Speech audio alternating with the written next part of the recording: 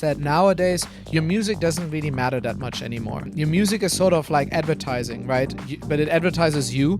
That ship that was sailing, take let's say Martin Garrix, who was very young, creates animals. Everyone wanted a piece of that cake. There was events and festivals everywhere, and there was actually not enough supply of headliners and big artists. And suddenly there's way too many artists now. Essentially, Songstats is a music data analytics app. You receive push notifications for everything that's happening to your music. So it's basically a professional manager in your pocket. Like I said before, having somebody like an LP or a Calvin Harris or something play your track, and having never known that, it can break your career. It was always meant for like actionable insights, and then you can share these as well to socials. We have all these sharing tools, so you can like thank your supporters, but you can also share these accomplishments and milestones with your fans. The biggest thing to beginner producers and DJs, they just want to make music, or they just want to DJ. They don't want to be creating content all day. They don't want to be speaking to labels. I think to be a very successful artist nowadays is no longer about being the one-man band.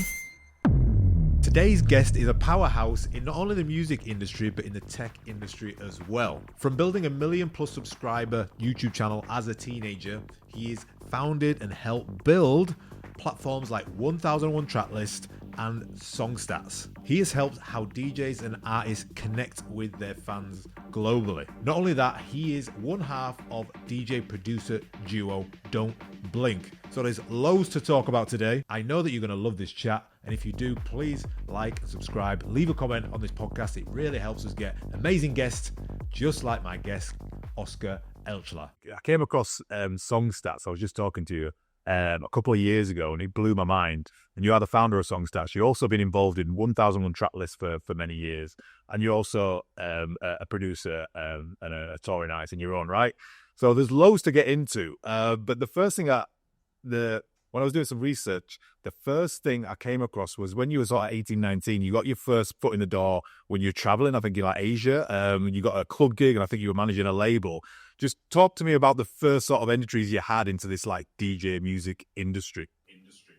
Sure, yeah. I mean, I was lucky enough to be traveling after school, and I was just touring around, and I was uploading mixes to YouTube. And then during school, I actually was able to do like a internship abroad. And my previous neighbor was working at a chemistry company, and he was based back then in Shanghai. So I actually went to Shanghai and met a couple of guys there, went out as well to a really nice club. And I used to always combine music and tech quite a lot. And as part of this, I sort of essentially started running websites and podcasts for a bunch of the artists, like music podcasts, right? Just like mixes. And it turns out that people were really interested in this. Like it got a lot of views on YouTube, and ultimately, once I came back to Germany, I wanted to matriculate again into uni, and I basically got a job offer in Shanghai to come out there, because I was sort of asking like, hey, I'm doing this semi-professional now, I would like to like fund a little bit of my studies here and maybe like be able to, because Munich is expensive, So I was like, okay, well, but ultimately I got a job offer, flew out for first a couple of weeks, and then turned out great. So went to China and started managing a label. And then also worked as a resident DJ in a really nice venue there called Mint, which was quite prestigious in a way, like very exclusive house music. We had some really good artists come through, like Chris Lake and Tom Starr, and so some Benny Benassi, and like some really, really cool guys coming through. And I warmed up for a lot of them, and playing cool sets. And then also, of course, started producing, managing the studio there, and yeah, it was a really, really wild time, to be honest. But it kind of changed over basically the 2 years that I was there. Initially, it was all run by basically a UK crew, that venue that I was there. And that sort of changed. I think the Chinese were sort of like taking over a bit. There was like some raids at the venue and stuff like this, and got a little bit like into trouble. And so ultimately, I didn't get into trouble, but the venue did. I think the venue did so well that the Chinese wanted to get a piece of it, sort of in a way. So ultimately, it came to an end there that time, and a good friend of mine moved to Bali, so I went to visit him. Saw that there's some really nice villas here that you can get for the same rate that you can like rent a shitty apartment in Shanghai. So instead, moved to Bali and started a new studio here with my buddy that I'm now running. Don't Blink with. His name is Alex, and then so he came out from Estonia, and we're here now. And also Songstats is based out here now, and also the guys from 1001 Tracklist are here. So we got ourselves a little HQ, you know. So Yeah, the powerhouse of a team. It sounds powerhouse, like you're right. yeah. It sounds like when you was out in Shanghai, you was on you was doing things very early. You mentioned like getting into podcasting there, which wasn't obviously as popular as it is now. And you was also, I think, you grew quite a big YouTube channel, which you started licensing music off for distribution. Just talk to me about the early adoption that you took from YouTube, and did you foresee it being as big as, I guess, what it is now? Well, it was a wild west of YouTube back then, I want to say. So ultimately, what we did was me and a couple of friends initially started a YouTube channel where we just uploaded mixes, basically of our favorite tracks, essentially like themed mixes. Let's call it like the best of EDM mix or the best of sunset mix or whatever, like themed mixes. And these were really popular. Like this was before everyone was doing, basically now every festival, every DJ is doing mixes on YouTube and on SoundCloud, you know, from their sets. But back then there wasn't so much content like this. So some of these had like tens of millions of views, which was wild. And so the first channel grew to over 100,000 subscribers and got taken down essentially by major labels, which was like quite a throwback. But in a way, not throwback. Like it felt like someone like rug pulled you, you know, and it was kind of sad. But ultimately, yeah, we didn't have the rights and the licenses for these tracks, right? So I decided, how about we do another channel, but try to reach out to the labels, you know? So we contacted Spinning Records, for example, Armada, a couple of like the bigger electronic labels, also a couple of the electronic music distributors, and asked for permission to essentially use the music for basically promotional purposes on these YouTube uploads. And that worked really well because, of course, if let's say that best of EDM mix, the one that got really popular, it by now it probably aggregated over 100 million views, which is like insane. But it featured like tracks like Animals from Martin Garrix and a couple of the big Dimitri Vegas and like Mike tracks back then, you know. And these tracks definitely went popular as well, or like grew because of like these mixes. Probably the mixes also grew because these tracks were popular, but it goes like both ways. I think people like it had like a pretty significant impact. So ultimately, that second channel grew to over 1 million subscribers within like 2 years. That was actually, and that's pretty impressive considering that YouTube was very young. And the first channel with 100,000 subscribers was actually in the top 100 within Germany, I think, at the time. You know, that was when YouTube was still showing like how your channel is doing relative to other channels. There was like a ranking actually they were displaying. This was really wild. But because I never made a dime from any of it, I actually decided to sell that channel. I got an offer for it, and I basically sold it, the one with 1 million subscribers, because I was 19 at that time. I was already in China, and I was sort of like, that could be like a good like budget to start my own like next venture, sort of, in a way. And I was also worried, of course, that it could get taken down at any time again, you know. So that fear was always a little bit lingering. So then after that, I still had all these contacts and all these licenses, you know, from these labels, and I essentially I had a good partner manager at YouTube. Once you reach like a certain level of subscribers, back then, I don't know how it is now, but you had like a pretty direct contact at YouTube, which was nice. And YouTube got taken over by Google, of course. And so then at some point I like contacted them, and then I went to their headquarters, actually the Google headquarters of in Asia are in Japan. So I went to Japan and sort of visited and discussed, and they were interested to essentially give me a multi-channel network, which is called like a CMS, like a content management system, for me to manage essentially licenses for music. This is sort of like a common occurrence, or used to be a common occurrence more like in the gaming space. Like there was Machinima and a couple of other music network, like gaming networks that would license the gaming content of the big publishers. And then so if you wanted to, for example, play, let's say, GTA or let's say Need for Speed or something like this, right? You would, if you were to just upload it yourself onto your own channel, you could probably get taken down because they don't want anyone to just use that content, or they didn't want to. They didn't quite understand yet the value that YouTube can actually bring. I think that was before, like, of course, streaming became super big.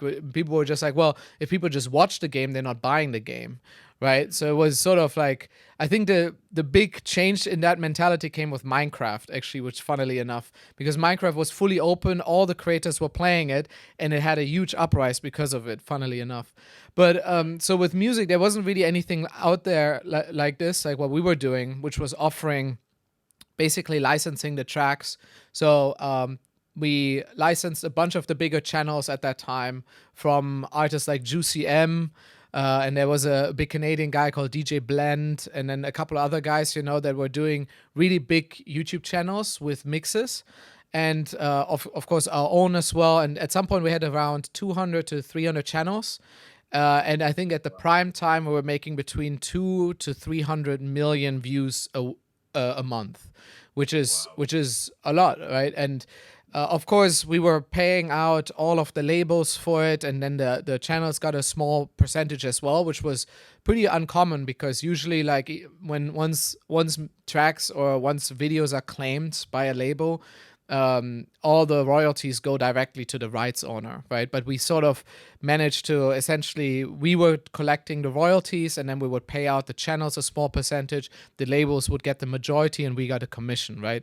So this worked out really well, and that continued for a couple of years, and we grew it. And then eventually YouTube went through sort of a phase where it sort of had to rediscover its advertising. That phase, I guess you could call it the adpocalypse. There was a couple of, like, pretty negative things that happened on the platform. Primarily, I guess there was some things happening with, like, the largest YouTuber at the time called PewDiePie, and then there was also some things happening with Logan Paul, who's a big guy, and he filmed himself, and basically advertising on YouTube was shown in front of content where it shouldn't be shown, right? There was a big, like, I think New York Times piece then about, like, Coca-Cola advertising being shown in front of, like, sort of like terroristic content and stuff like this. It was, like, not great. So a lot of advertisers started pulling out from the platform, which meant that, like, the royalties and the CRM, what you receive each month, would drop dramatically. So for us, it didn't really matter that much, like, okay, we're obviously part of this ecosystem. We just take what we can get from YouTube, right? But especially for the labels, especially the major labels, this was like a really big like issue. They were suddenly like, hey, why suddenly we get only paid like a third of what you paid us last month? Like, and it's like, well, this is not onto us, right? But it's sort of like, it made me a bit worried about the whole business model, and I also felt like maybe YouTube is going to do more of this in the future. So ultimately, again, found someone who was interested in taking on the channels and the licenses. So I exited this company, and yeah, and then basically this network, it was called Arcane Network, was coming to a close with that. I kept the name, funnily enough, and the domain. There's another funny story about that domain, actually, but maybe we could talk about that. But ultimately, yeah, the YouTube network came to an end at that point, and it was the right time, actually, and made me focus more on 1001 and Songstats, right? So yeah, it sounds like great time, and yeah, it's interesting to hear you talk about that. It was like the Wild West of YouTube, wasn't it? Right, when you think back, and if you've been in the YouTube space for 10, 15 years, it's a totally different package to what it is now, and the word apocalypse comes to mind of everything sort of changing overnight. But it sounds like it's a seamless or an easy transition for you to make over to 1001 track list. Funny enough, I spoke to Evan maybe a couple of years ago on this very podcast and got to know a bit of a backstory. But I'd love to hear from your perspective on sort of how it came together. And I guess if you just want to give us a bit of most people listen to this probably know what it is, but if you just want to give us a bit of a overview of what 1001 Tracklist still does to this day, that'd be awesome too. Sure. I mean, 1001 Tracklist is essentially like a database of all the set lists from DJ sets around the world. That could be radio shows that are hosted by major DJs, but also, of course, festival sets, club gigs, etc. Right? So it was originally founded by a German database developer called Jan. He was more like a developer for cashier systems, like supermarket chains. But he has a deep passion for electronic music. He was going to Love Parade and all these places. And then he was very fed up that there was not a good place to find out which tracks were played during certain sets. Apparently there was a couple of forums, but if you remember forums, that's also like a bit of a throwback. You would have to like scroll down to page number 3 or 4 to finally discover someone who said like, actually the track at that minute was this song, right? And Jan, I guess, figured I'm a database engineer, I can do this better. So he essentially created this like public database. It's a bit run like Wikipedia in a way where our community contributes to all of the sets. So of course artists can upload the set list themselves from their own shows, but for the most part I would say is that actually it's our community that uploads the track list. So some of them are super fans of some of the big artists and they already reserve a track list, let's say like 2 days or 3 days in advance, so that then let's say when David Guetta plays on the main stage or Martin Garrix plays at Ultra, they will be the ones to upload the track list, and they know all the tracks in and out that these guys play. Sometimes, of course, a lot of tracks can be IDs, which are unreleased tracks, and even then they know usually where these tracks were played for the first time, maybe who teased them on Instagram and stuff. So our community is insanely passionate, and the only reason why 1001 is powered in that way. And so from there we essentially I reached out to Jan independently, to Evan and Jacob, who are part of the core team of 1001 as well, and who've been building it for like the past decade now. I think this October at ADE will be our 10-year anniversary, which is exciting. And yeah, it's very cool. And of course now we've grown it to become much more of like a sort of media company. We started growing the social channels. Our Instagram is very, very strong with over 1 million followers now, probably one of the most engaged within electronic music. Facebook, TikTok now is growing significantly. So on all parts, we're doing really well. Then, of course, we started basically doing advertising deals and promotion packages for labels and artists that want to showcase some of their new releases. And this can be done both on Instagram, but also, of course, on the website, which gets a lot of traffic. And then we also started offering DJ promo now. And most recently, we started our own record label as a joint venture with Tomorrowland. So that's pretty exciting, and that just launched like last month, and it's going really well. The first 2 releases are unexpectedly great, so we're really grateful that artists are trusting us with their music and that the releases are doing good. It's the 1001 Tracklist community that are contributing and stalking all the DJ sets around the world, and still to this day, can anybody sign up and become a contributor? How does that kind of work?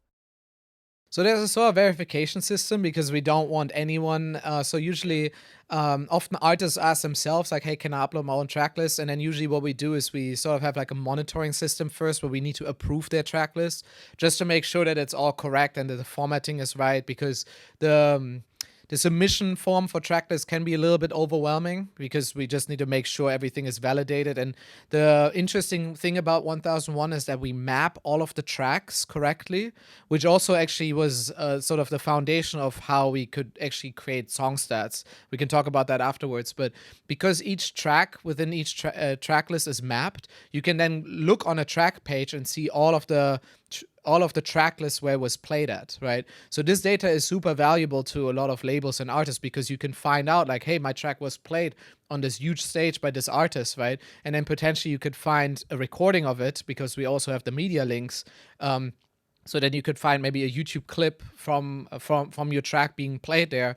And then most recently, for example, I found out that Mau P was playing one of our tracks repeatedly at like the EDC main stage and at Space Miami. And then, of course, I'm out there finding the clips, and then I can use them on my own socials to promote that, right? So it's very it works very well in that regard. So that was also the foundation of why we started Songstats, to make it sort of like a dashboard for artists and for labels to discover all of the supports that they've been getting, right? Yeah, and I also love the award, the 1001 Tracklist Awards as well that you do every year. Have really taken on like a lot of weight, a lot of gravitas, and I think obviously that's to do with your community is so engaged and so authentic, and it's all about the music. It's not coming from, you know, some people who are deciding who goes where. It's all generated from your community, and the DJs that win or, you know, get top 10 or top 50 or whatever they're really proud of that, aren't they?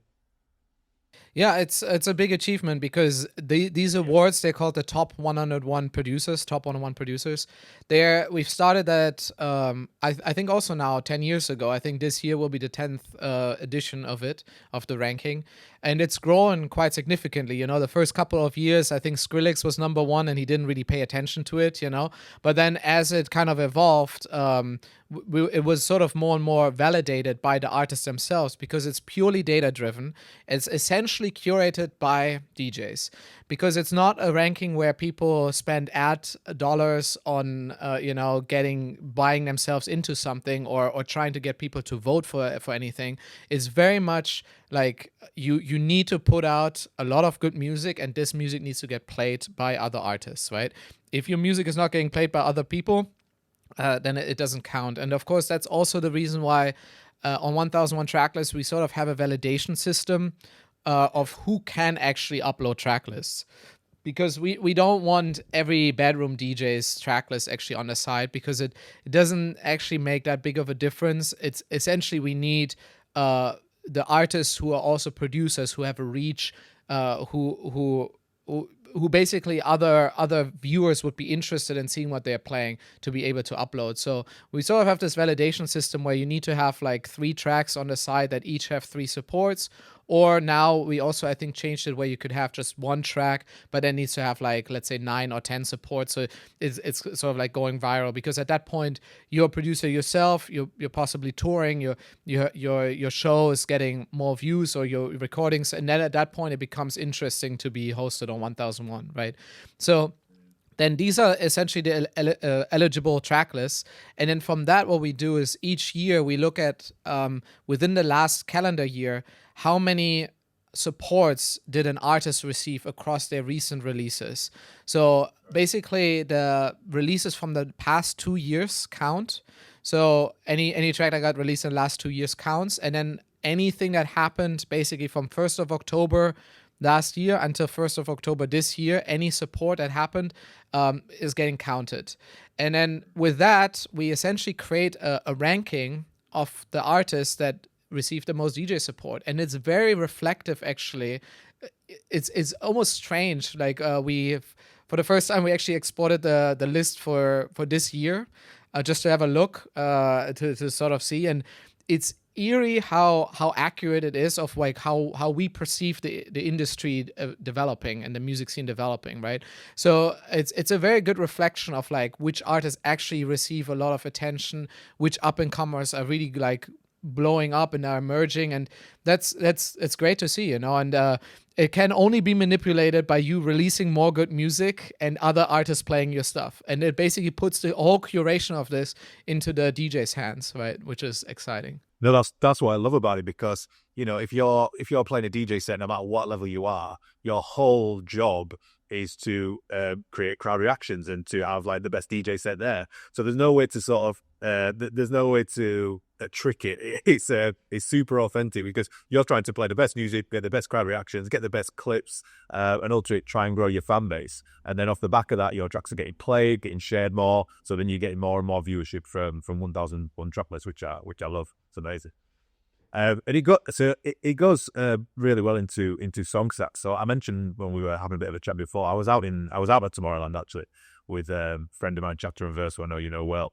And yeah, he's the first time I've seen Songstats, his phone kept pinging. I was like, what's going on here? He's like, Dimitri's just played my track at Tomorrowland, and Skrillex has just played my track. Someone's just played my track. I'm like, how do you know this? And he showed me this happening in Songstats. I'm like, oh, okay, this is really interesting.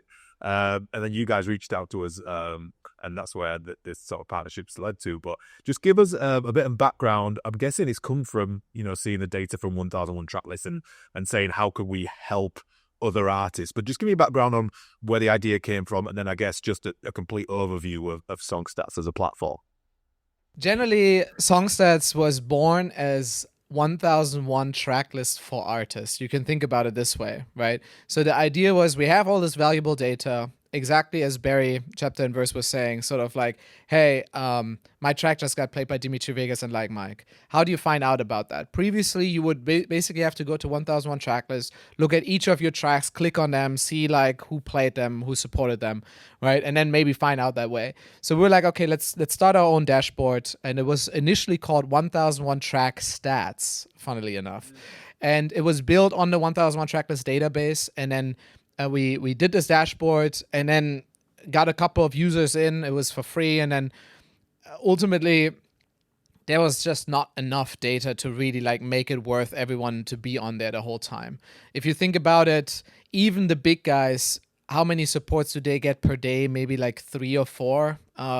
There's just not that much data that like, and then if you're a smaller artist, maybe you would receive like a couple of supports each week, right? Like it's just like the data volume is not quite like there to really make it an app that you like would want to open every day, right? So we started integrating other services, Spotify, Beatport, SoundCloud, to sort of like fill up the data gap. And that became really, really valuable, especially in electronic music. We had a bunch of like our early users, using it quite religiously, and that was really fun. But it still was a little bit like niche in that it was only electronic music and kind of a bit restrictive in that regard. And it was also not marketed super well. It looked a bit goofy still, right? So we sort of relaunched in a big effort, and that was April in 2020. And that was right towards the beginning of COVID, actually. And it came at a really good time because suddenly with COVID, all the music scene sort of like stopped for a minute, right? Like you couldn't tour anymore. Actually, everyone was stuck at home. It was so much more important to release music again. And it became really really important actually to stay up to pace with online, what you're doing online, right? Some guys, like for example, we shortly talked about James Hype before this.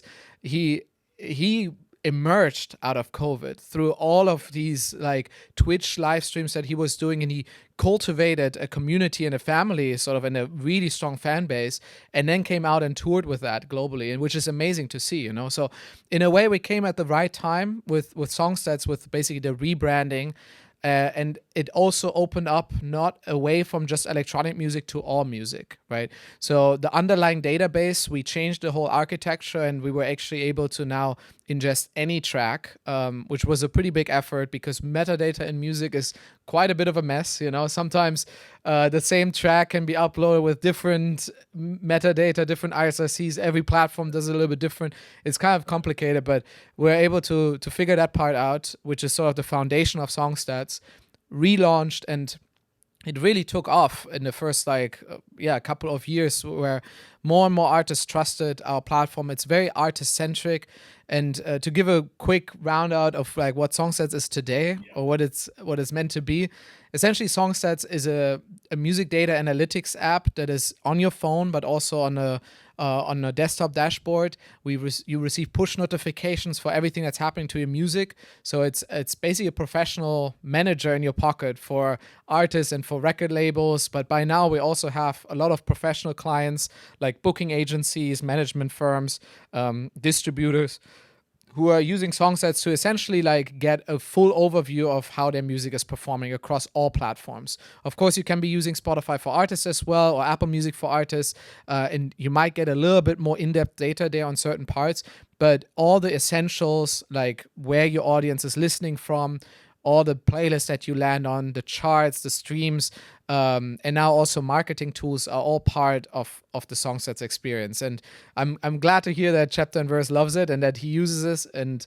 gets push notifications essentially whenever something cool is happening with his tracks, and that can be a big booster as well for artists, both emerging as well as established artists who essentially, like, a lot of these social networks that like try to manipulate your dopamine levels, they keep like keeping you engaged. I think we actually like shoot you the only notification that really matter to you, because this is your craft, this is what you work on every day, and this actually hopefully has a big impact for you in your music and your and just generally your motivation on like creating more and growing your career, right? So Yeah, when I was doing a full deep dive on it, I was thinking about how many different people in the industry it really benefits. I mean, just as even your standard maybe club DJ who's looking for new music and hot artists, that music changes city to city, and if you're touring, what's hot in what city, what's hot in this city. You mentioned about like artists that are blowing up out of nowhere, and if you can like spot a trend of a track that's being played all over the place before anyone else, it gives you that like leg up. And if you're a label looking outside in, who's coming up, who can we look at? And I just think of like overall, just like top level numbers of even stuff on posting on TikTok and and down to Spotify. It's more, I don't know if that was the initial idea for it to be full use case, but there's so many different people in the industry that can use it effectively, isn't there? yeah, I mean, it's mind blowing. Actually, at the beginning it was only for DJs, right, and electronic music producers. Now we essentially have a pretty even spread now for all the new subscriptions coming in from electronic music, but then also country, hip hop, K-pop, like R&B, reggaeton, like everything. And it's interesting because I don't even know a lot of these artists, but then suddenly like we have like basically weekly meetings with the team, and then suddenly like we're discussing like, hey, this like artist with like 10 million monthly listeners just subscribed. And it's like, wow, I never heard of them, but awesome. It's really cool to see, that it's across each genre. And now, as I briefly mentioned, we're also working with bigger companies. We have sort of an enterprise side now where we provide a lot of the raw data back to, for instance, some of the biggest booking agencies in the world, pretty much the largest ones. So they use the Songstats data as arguments to sell their artists and to for example, say, hey, look, this artist has 50,000 monthly listeners in Singapore, and then use that as an argument to set up a good show there, and find the right promoters to set up a concert or set up a club gig or whatever, So I think that's just one use case, right? With distributors, we work on the side where they want to be able to show some of that data within their own dashboards, and then we make it easy for them to receive that data instead of needing to implement all of the different platforms themselves, which is a lot of effort, right? So we're sort of streamlining that whole process. And then for artists now, we also started doing marketing tools that help them grow. So it's not just a reflection of how you're performing already, but also hopefully a tool that can further each release, or you as an artist. Because Songstats was never meant to just be this like tool where you look at a graph and be like, oh yeah, cool, I guess that's how I did 6 months ago. It was always meant for like actionable insights where you receive push notifications of what's happening right now, and then you can share these as well to socials. We have all these sharing tools, so you can like thank your supporters, but you can also share these accomplishments and milestones with your fans. So sort of like build momentum, right? And now marketing tools are also helping you discover the right playlist to work with, discover the right creators, for example, on Instagram or TikTok to send your music to so they can use it in their own videos. And now we even do like recommendations for artists to which labels they should sign their music to, and all of these bits, right? So it's come a long way, and it's quite elaborate at this point, right? It's super awesome. Like you said before, having, somebody like, an LP or a Calvin Harris or somebody play your track, and having never known that, it can break your career. I know I've chatted to some DJs on this podcast who have the clips back from a big DJ playing their track. They put some sponsorship money on the Instagram post, and they build fans for years and years off the back of that. And just to have that, as a notification is viable. Which I guess leads me on to your sort of artist production as well. Don't Blink. I remember as soon as James put me onto you, and I heard Don't Blink, I'm like, Don't Blink, and I typed it. I was like, oh yeah, I've been playing Vibration for a while. So I guess with all of the data and stuff that it makes not your job easier, but you've got a lot of knowledge in the music industry. But just tell me, where did Don't Blink start? It's a duo, right? When did it start? And just give us a bit of a background to the music production side of it. Yeah, sure. I mean, a lot of the tools we're building with Songstats are quite selfish, you know? They're like, oh, this would be cool to have, and then we build it, and then it's actually like really helpful for any artist. A good example of this is actually our CTO, Jack. He runs his own band. He's in New York, and he has his first album out now, and he essentially like wanted a tool where you can find good playlists, you know, to send his music to.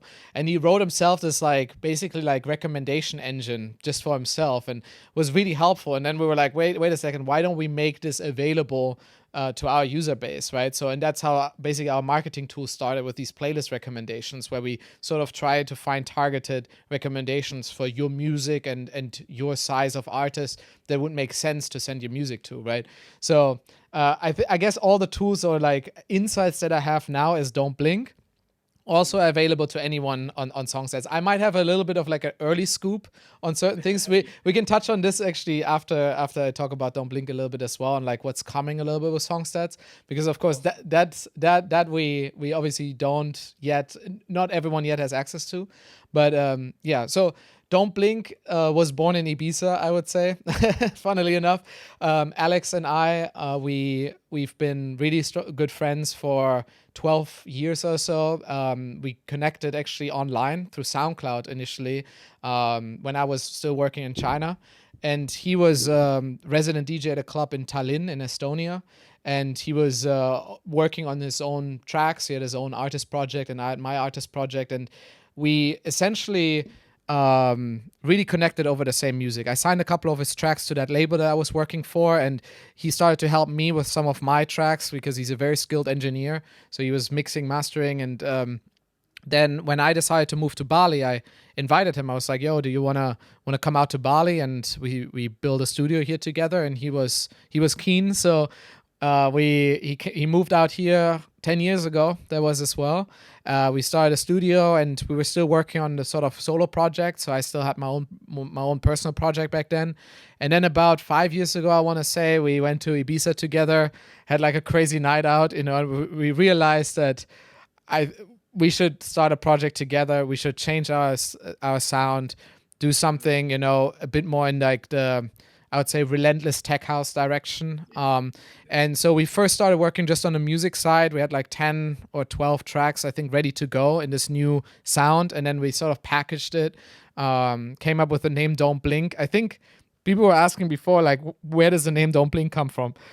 So we sort of like wrote down a bunch of names. It's not that easy to come up with good names, especially, okay, it's a duo, right? Okay, otherwise you can maybe use your personal name or something. But Don't Blink, sort of the idea from Don't Blink, I think, was also sort of born in Ibiza because there's a party there. I think it's actually from the UK called Do Not Sleep.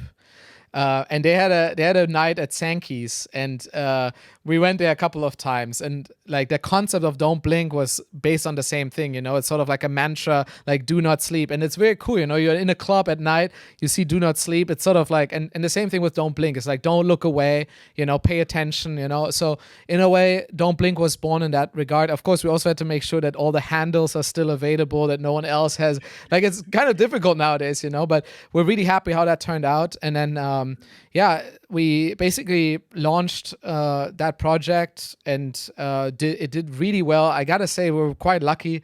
I was actually in a meeting. There was also like 5 years ago doing ADE, and we just had our first release, and our first release was an EP on Nervous Records, and it just gotten out. And then I'm in a meeting room together with a bunch of fairly important people in the music space. It was more about Songstats and 1001 Tracklist, and generally like where the music space is heading. And right next to me is Austin Kramer is sitting there, and he at that time was the electronic music curator, head of electronic music curation at Spotify, right? And he was sort of asking me, how did I get into all of this? And I said, well, I'm also making music, and I just launched a new project. And he was like, oh, send it to me. And he basically gave me his phone. And I typed in Don't Blink into his phone, and gave it back to him, and he followed us, and he was one of our first followers.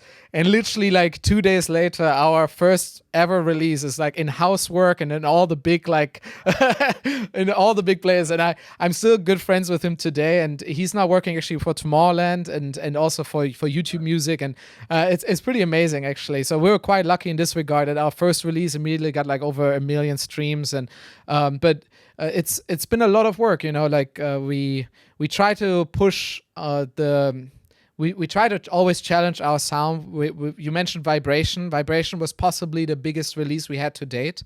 That was right in the middle of the pandemic as well, which was sort of bad timing to some degree, because we weren't able to fully capitalize on that because we couldn't tour right away and stuff, right? So, but that track did extremely well. And then when we had that release, we had a lot of labels reaching out. You know, we wanted a track like Vibration. We wanted a track like Vibration.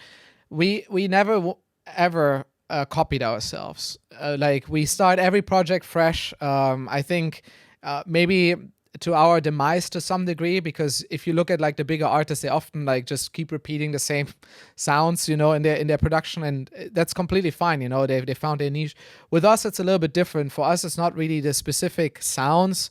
It's more about the energy, you know. We're also not staying directly in the lane of just that one particular bass line or that one particular percussion or something. We really like challenge ourselves. We make fun music for the dance floor. Some is more techno-y, some is more groovy, you know, like whatever really fits our vibe. And I think our fans now really appreciate that, and you know, it leaves our door open to play more fun extended sets, you know, where we take people on a journey, and that's sort of what we're doing now. All of our shows are pretty much 100% our own production or from our record label Low Ceiling. So yeah. How are you finding, obviously, managing the two things, the business and the music production? What takes precedent, and how do you find the time to, I guess, do both things? Yeah, so it's actually interesting. Usually I try not to cross paths so much when I talk about the projects. I know we are talking about both today here, which is pretty unique, to be honest. I learned that pretty early on, that when I'm in a meeting, let's say again at ADE with someone, I'm either there for 1001 Tracklist, or I'm there for Songstats, or I'm there for my artist project for Don't Blink, right? But I don't necessarily like, unless someone really knows me and knows that I'm already doing all these things, I don't necessarily like to cross these paths, because it should never feel like, oh, I'm doing this out of like a, you know, or we're working with them on the Songstats side, so we like, let's help out these guys or something. Like the Don't Blink project for me is completely separate, and any success we see there should be part of like what we actually achieve with the music and what we're actually achieving there, and not because, you know, someone is like, you know, owes me a favor on some of the other business or something like this. I never wanted to cross those paths in a way, you know. So to some degree now, for my personal time, I gotta say there has been phases where Songstats can be a lot of work, you know, and then there's phases where that moves a little bit in the background for me to be able to contribute a lot to Don't Blink. Luckily, Alex is full-time in production with Don't Blink, and I'm taking on more of the business side. I'm in the studio maybe like 2 days a week, something like this. Mostly work on the concepts, on the ideas, on like the like, you know, picking the new tracks that we're making, or working on, let's say, like if we want to work on a remix, I'm trying to find out like, can we clear this and stuff like this. And then Alex is the one finishing the tracks. You know, he's a very skilled engineer, and then he puts, let's say, 80% of the effort into making it fully getting it fully there. I'm part of like the first 20%. There's like all the establishing of the idea and stuff, and then Alex is the one finishing the music, because I don't have time anymore to be in the studio. I was doing that more at the beginning, but now there's just a lot of other things. Then again, my strength is also more being sort of in a way the front man of Don't Blink, doing all the business side, doing all the labels, doing all the shows. It's a lot nowadays what you all have to do as an artist, which is also actually why Don't Blink coming together with two is very helpful, because if you do everything yourself, you are expected to be your own social media manager. You're supposed to be your own booking agent. You're supposed to be your own label manager, everything, right? So instead now, of course, we have double the power. And then, of course, we also have other people now in the team, like Dennis on the low ceiling side from our label, who are immensely helpful. And then, we're growing. We got a new manager now, which is really helpful, and looking at more booking agents. And it's actually, I think, to be a very successful artist nowadays is no longer about being the one-man band. That sort of was maybe suggested a little bit ago, where, oh, you're just a DJ, you only need your USB. It's just that the concept of a band has changed. Before, you needed the musicians, you needed a bass player, you needed a drummer, you needed the lead singer and the guitarist, and that was your band. Nowadays, I think your band is just a little bit different. The bands in the modern music landscape, electronic specifically, is more, you need a creative director for content, essentially. You need a producer who makes the music. You need sort of a frontman, a performer, and then probably a manager, that helps. And this is all part of the team, So I think that is more of the modern band. You can start with just yourself, if you're a producer, but then you can possibly also step into multiple roles. And at the beginning you have to, but then if you can find the right people to fill these roles, I think that's when you can actually like accelerate and grow, because you will not be able to do everything yourself forever, and that's the ambition as well, of course, to grow to that level, right? So yeah. And I think you put that so well, thinking about it like that, because a lot of most of our audience are up and coming bedroom producers or local DJs, and they're trying to make that next step. And I think either being in a duo or finding someone with a passion for electronic music, who has a different skill set to yourself, that want to come along for the journey, I think is a great way to start, because the biggest thing sort of beginner producers and DJs, they just want to make music, or they just want to DJ. They don't want to be creating content all day. They don't want to be speaking to labels. So I think it's a great way to look at it, right? It's actually the hardest. It's actually the hardest challenge, because let's say you're a very skilled producer. Let's take Alex, right? He's a very good producer. Now, without me, let's say he would also have to spend a lot of his time figuring out all the production, and not just the production side, but all like getting it signed, doing the contracts, getting all the content ready. The thing about it is that nowadays your music doesn't really matter that much anymore. Your music is sort of like advertising, right? But it advertises you. So you need to like push out your name. You need to have really strong content. So you need sort of a creative direction. Either you do that yourself, and you have a good idea of how you want to run your channels, especially on social media, or you need to find someone who's good at this, right? Who can actually film for you, or who can like create a story around you. You also possibly need someone who can actually market you, like someone, unless you do that yourself, but it's actually a very unique field to be in, to find. And I want to emphasize that if you like that ship that was sailing with, let's say Martin Garrix, who was very young, creates animals. His hit when he's like, I don't even know, 16 or something, gets signed to Spinning Records and basically gets blown up as the worldwide superstar. The same story repeated, for example, I would say with Oliver Heldens at that time, having Gecko and having that was when electronic music was blowing out of proportion, and actually there was a need for artists. Everyone wanted a piece of that cake. There was events and festivals everywhere, and there was actually not enough supply of headliners and big artists. That was interesting.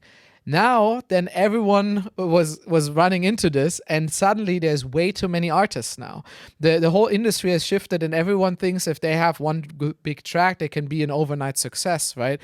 That, I think, is no longer the case. I think you need to sort of like build slowly now. You need to build like a reputation, a sound, something that makes you special, a fan base, a solid foundation in a way, right?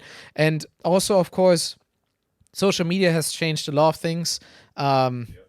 It's you need a much stronger connection with your audience, and in a way, it's sad, but you need you no longer, your music is your whole like product, right? Like you need to actually like be personal with your fan base, or have something unique, some story, something that fans can buy into. Because otherwise, what's happening a lot is either you just stay a resident DJ or you just stay a bedroom producer. It's only the artist that actually can grow a story and can tell a story and that you follow on Instagram and that are very active. Those are the ones that then blow up, right? And you can actually see this very well if you look at, let's say, the artists that are blowing up recently. Let's say, as a good example, maybe Max Styler, right? He has been making music possibly for like 10 plus years. He was doing stuff with Dimac before and Steve Aoki. And then like the last 3 years is when he sort of like rediscovered his sound, I would say. And we started playing a lot of his tracks 2-3 years ago. And he wasn't yet that known, but he started to get very known within the people that were playing that music. He got a lot of DJ support, and then he built on that, very strong. And now he's very much grown his own brand with own merchandise, and I think that is sort of the steps that you need to take, right? He found his sound, he built on that, he became more personal on socials. Now he's doing actually some podcasts as well, interviews, which he wasn't doing before, and they're sort of like growing him, and that is great to see, in a way. That is sort of a very strong progression as an artist, right? So it's weird, but you need to have fans attached to those stories, right? Because otherwise, and the last thing I want to say about this is that there's no more. How do you know that someone is blowing up nowadays? How do you have that sense that someone is blowing up? The only, I would say, 2 or 3 places that I get that sense from is either, okay, you're on the top of the Beatport charts, potentially one that I'm looking at, but most fans don't even look at that. Second would be maybe you have a lot of monthly listeners or a lot of followers, like just checking like the vanity metrics, I would say. Maybe on Songstats, or maybe on someone just looks you up on Spotify and you have 1 million monthly listeners, and then they get the sense like, oh yeah, you're very big, That is sort of maybe for like a promoter an interesting metric, but it's not even for a fan, no argument to become a fan, right? But then the third thing, and that's the main thing, is just social content. They see the social content. If you see someone playing in front of 20,000 people, you assume that he's very big, that he's growing, that he's playing the bigger shows. That is the content that you need, right? And then, of course, you need more and more of it. And it's sort of like a domino effect, right? Like you get the first shows, you get content from this. Then you possibly, you need to make the most out of this content-wise. Literally, like if you get a big show, try to record it with like 5 cameras. Try to pay someone to just stand behind you, record it with a camera, because with a phone, because those clips can later promote your tracks, and then they can promote your next show, right? The promoter sees it, they book you for the next gig, and that's maybe even bigger. So you build up on this. The dominoes become bigger and bigger, right? Equally, if you don't get any more shows, if you don't produce any more content, it's just like starts to spiral down, right? So you kind of need to keep that momentum going, right? And then only if you really made it and your name is up there, I think that is when you can slow down and then start only taking the bigger and bigger shows, and then say no to the smaller things, because at that point it's becoming a bit of a strain on you. I see, for example, let's talk about James Hype one more time.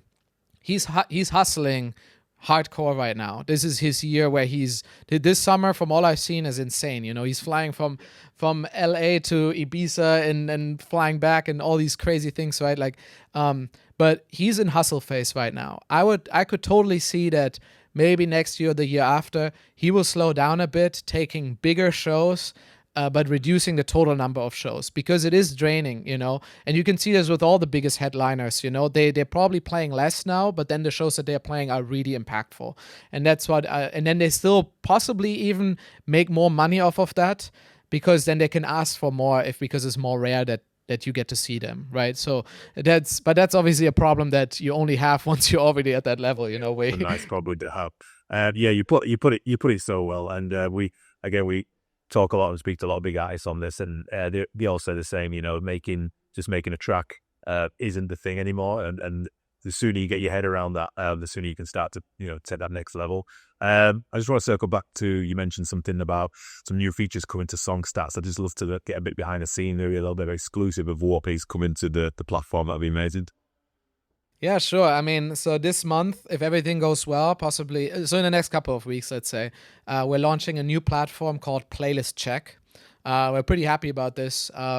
Essentially, we're starting with Spotify.